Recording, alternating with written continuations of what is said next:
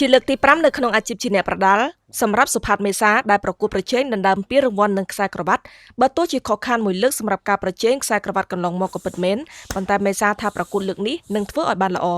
សប្តាហ៍នេះសុផាតមេសានឹងត្រូវចូលរួមប្រកួតក្នុងកម្មវិធី Gainsburg Super គុណខ្មែរជាមួយអ្នកប្រដាល់3រូបផ្សេងទៀតប្រកួតលក្ខណៈម៉ារ៉ាតុងប្រជែងយកពានរង្វាន់មុននឹងឈានឆ្ពោះទៅកាន់ការប្រកួតប្រជែងយកខ្សែក្រវ៉ាត់ទន្ទឹមជាមួយការប្រកួតលក្ខណៈម៉ារ៉ាតុនបែបនេះអ្នកប្រដាល់វ័យក្មេងសុផាតមេសាមានជំនឿចិត្តថាលទ្ធផលនឹងល្អប្រសើរប៉ុន្តែទន្ទឹមនឹងនេះរូគេបានដាក់ការបដិញ្ញាចិត្តថាជុំទី1ដាច់ខាតគឺត្រូវតែឈ្នះការប្រកួតម៉ារ៉ាតុងពីប្រកួតហ្នឹងយល់ឃើញថាវារៀងឈឺខ្លួនតិចតួចដែរទាំងបច្ចេកទេសហើយកម្លាំងត្រូវការដូចគ្នាត្រូវការប្រើជុំទី1ហ្នឹងយើងវាយយើងមើលដែរអាចផ្ដាច់បានយើងផ្ដាច់ដើម្បីទុកកម្លាំងវាយជុំទី2ជុំទី1ហ្នឹងដាច់ខាតត្រូវតែឈ្នះបាទដើម្បីទៅជុំបន្ទាប់បើជុំទី1យើងប្រើកម្លាំងពេញទឹកអាហ្នឹងអាចថាជុំទី2យើងរៀងថយកម្លាំងតិចតែបើយើងផ្ដួលជុំទី1ស្លាប់អាចនៅកម្លាំងរៀងច្រើនតិចវាគ្រាន់តែ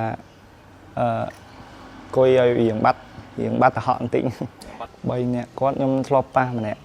ពងសេរីខ្ញុំឈ្នះបន្ទុកគាត់ការប្រកួតម៉ារ៉ាតុងហ្នឹងចាប់ប៉ះតែគេវាយអាហ្នឹងអត់អីខ្ញុំ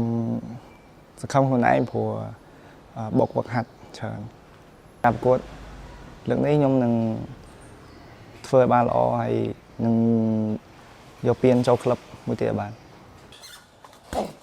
សូមបញ្ជាក់ផងដែរថាកម្មវិធីប្រកួតប្រដាល់សប្តាហ៍ពិសេសដណ្ដើមពាន Gainsburg Super គុណខ្មែរលើប្រភេទទម្ងន់57គីឡូក្រាមដែលធ្វើឡើងនៅយប់ថ្ងៃទី14មិនិនាឆ្នាំ2026នេះជុំទី1គឺចាប់ឆ្នោតប្រកួតដែលការប្រកួតមានចំនួន3ទឹកដោយប្រើកង់ធំសម្រាប់ជុំទី2អ្នកដែលឈ្នះជុំទី1ប្រកួតគ្នាចំនួន3ទឹកដោយប្រើកង់ធំដូចគ្នាសម្រាប់ប្រាក់រង្វាន់ជើងឯករងគឺទទួលបាន4លានរៀលរីឯម្ចាស់ជើងឯកនឹងទទួលបានថវិកា8លានរៀលរួមជាមួយពាន1ត្រៀមចាំមួយជុំទៀតដើម្បីដណ្ដើមយកខ្សែក្រវ៉ាត់ Gainsburg Super គុណខ្មែរ